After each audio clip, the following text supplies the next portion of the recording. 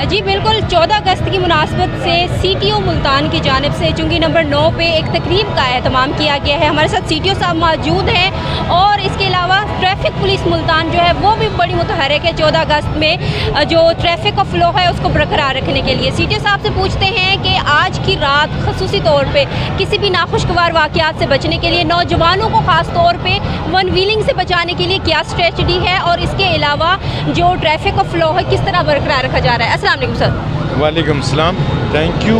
पहले तो मेरी तरफ से अहले मुल्तान को, अहले पाकिस्तान को आज़ादी मुबारक आप सबको। दूसरा ये है कि अब आप देख सकते हैं, अगर आपका कैमरामैन दिखा सके तो कितना रश है, और हमारी तो नौजवानों से यही गुजारिश है और इसके लिए हमने अपनी जो डिप्लॉयमेंट भी की है अपने पर्सनल की, नफरी की, वो ऐसे पॉइंट्स पे की है कि जहां हम इनकी वन व्हीलिंग को, हुल्लड़बाजी को या रोड ऑब्स्ट्रक्शन को रोक सकें, ताकि रश जितना भी हो बट उसका फ़्लो होना चाहिए।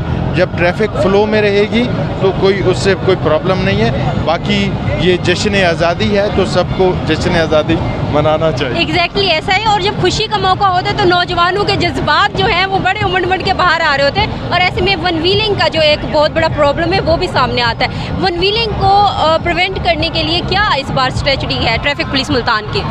जी, वन व्हीलिंग डेफिनेटली इतने रश में तो कोई नहीं करेगा। तो वो नौजवान वो रोड ढूंढेंगे जो आउटस्कर्ट्स में होंगे या ऐसी जगहों पे होंगे जहाँ रश नहीं होगा, वो वन व्हीलिंग कर सकें। तो हमने ऐसे पॉइंट्स, हॉटस्पॉट्स आइडेंटिफाई किए हैं और वहाँ पे अपनी डिप्लॉयमेंट की है और सफिशिएंट डिप्लॉयमेंट की है, और इस चीज़ को हम प्रिवेंट कर रहे हैं। Thank you so much sir.